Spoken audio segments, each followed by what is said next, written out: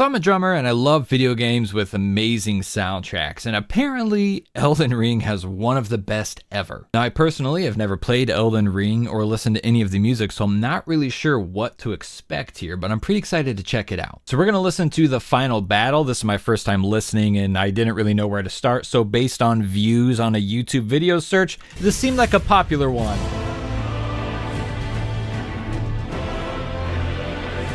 Okay, so oddly enough, I have heard this song in meme videos. I didn't know this was Elden Ring. Oh, they're mixing up that deep drum, baby. Ooh.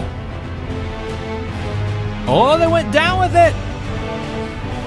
So we've got these horns coming in. Generally, this signifies a moment of triumph, right? This sounds triumphant. They go down, and I don't know, that could be like playing into just the drama and the difficulty of the game. I'm not sure. I have no context for this song.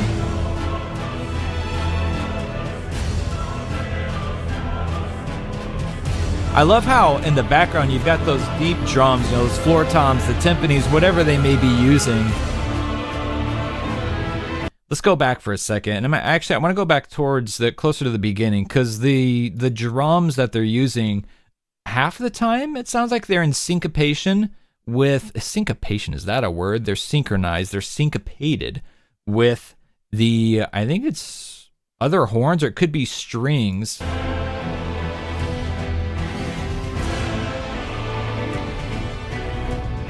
All right, so it's strings that they're syncopated with, but not every time. It seems like, maybe on like the second measure, they're switching and being syncopated. Actually, I might have it backwards. I think they're syncopated the first time around. Then they move out of sync on the second one.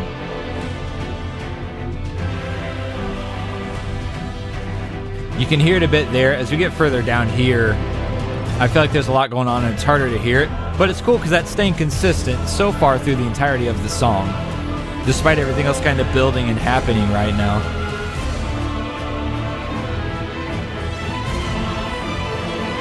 Whoa!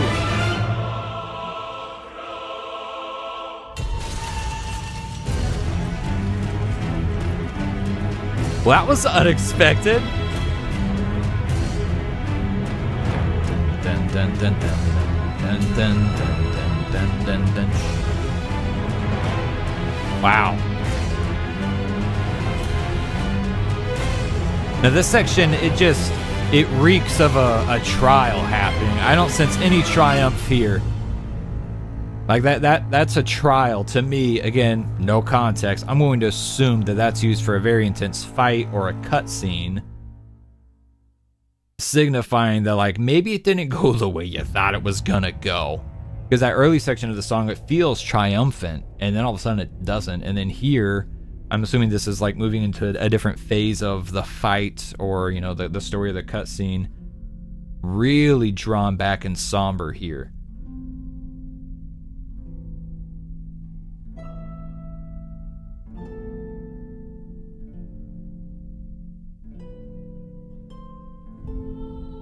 Ooh.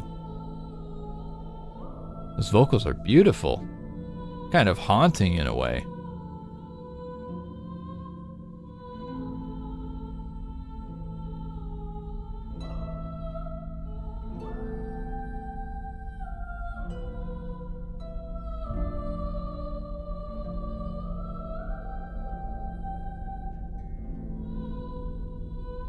So I'm getting reflection here, right? If the start of the song we had those big boisterous horns coming in and building and swelling, that felt triumphant. Then after that we moved into it felt difficult. It was very trying. And then here I feel like we have reflection, right? And maybe we're getting hyped back up. Let me know in the comments if I'm even remotely close to the context for this song. That's one of my favorite things, is hearing a song with zero context and trying to piece together like what story they're telling in the video game just based on this audio. And even when I'm dead wrong, it's like you always learn something about the game. All right, so here, yeah, this feels inspirational, right? Yeah, it's getting brighter. The atmosphere is getting brighter there.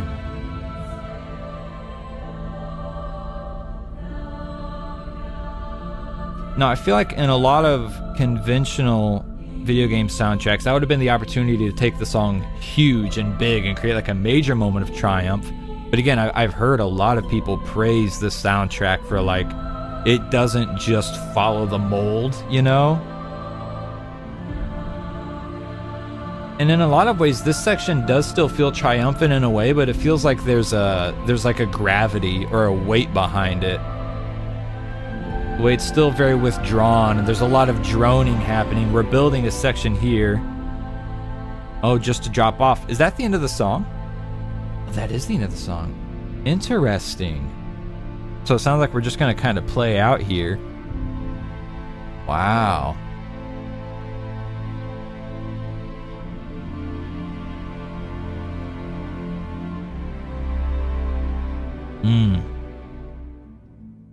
Gorgeous. That last section was absolutely gorgeous. Let me go back through these sections real quick and kind of like outline the vibe that I'm getting from the song, again with zero context, to be fair. So here at the start, it starts very strong. Like, this has to be a fight. There has to be combat happening here. You've got the frickin' war drums playing in the background, and then you get the horns building in. We'll wait for the horns just because that part was really, really cool. I got water in my mustache. Yeah.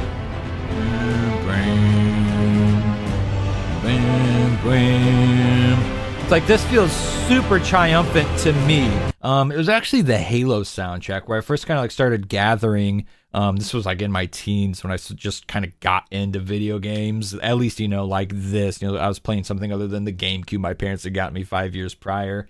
And listening to the Halo 3 soundtrack, I noticed repeatedly every time Master Chief has a moment of triumph, there are these big, boisterous, loud horn sections that come in. And I realized, you know, for me, I associated that with Master Chief's about to kick some ass, or he is currently kicking ass. Listening to other video game soundtracks and playing other games outside of that, I realized that's more or less, you know, that's not unique to Halo. I thought it was unique to Halo at the time because I hadn't explored video game soundtracks prior to that. Having explored them after that, there's a very, very common trend because it's just a great sound, you know, especially if you're doing organic, acoustic, classical instrumentation like they're using on this soundtrack, or at least in this song. I don't know if Elden Ring as a whole, if they dip into digital or electronic very much. But, you know, games like Halo, they balanced a lot of digital and electronic, but usually kept them separated for their own sections of the game, of the map, for certain enemies, stuff like that.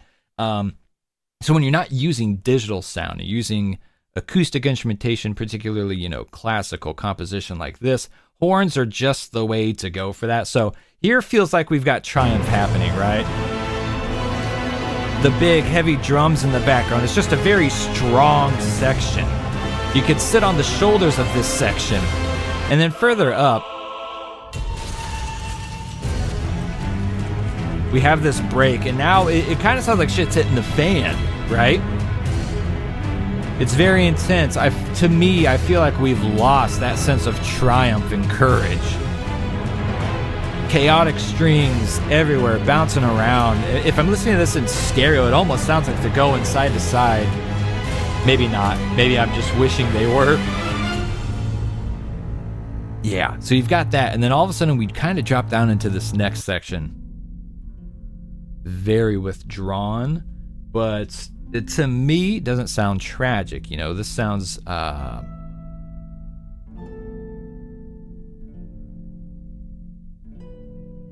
peaceful. You know, it's just kind of nice. And again, I'm picking up, you know, retrospect, reflection here. Let me know if I'm right or wrong. And once we move up a little ways up here, right? Coming right out of that moment of reflection, this feels like we're building up again. They're setting us up for triumph again. We're getting the courage. And maybe that's the best way to describe this section of the song. It just feels very courageous, like we're getting back up. I don't know. That's the vibe that I get.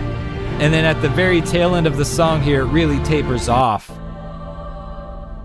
And I don't know, maybe we failed, maybe we didn't, and maybe that's just the end of this specific composition as you move into a separate area or section of the game. You know, who's to say? But again, that's always one of my favorite things about listening to games and their soundtracks that I've never experienced in any shape, way, or form. You know, like I mentioned earlier, I had technically heard the start of this song in meme videos. I didn't know it was Elden Ring, and obviously never listened to it critically, as it shows a guy, you know, like locking in for a match of Super Smash Bros. And that Elden Ring theme starts playing, you know. Now I know it's the Elden Ring theme, and it makes it funnier.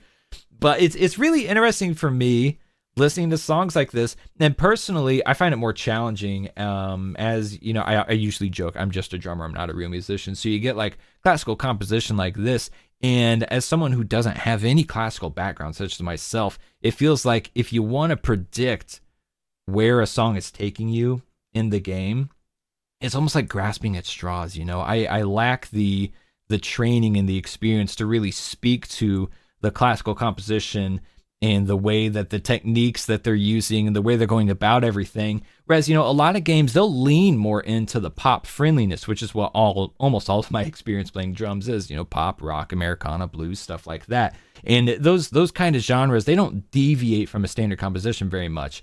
And so it's easier to predict songs like that. I didn't really get any pop friendliness out of this song, which is fine. It just makes it harder to predict as someone who has never played the game and literally has no idea what to expect. But always very fun, very challenging, and oddly enough, you know, everyone talks about Elden Ring being, you know, an extremely challenging game to play. It's an extremely challenging soundtrack to predict at that. I had a great time doing this video. If you want to see more Elden Ring videos, leave a comment down below. Let me know. Subscribe for more. Love the games. Love yourself. And I love you. Bye.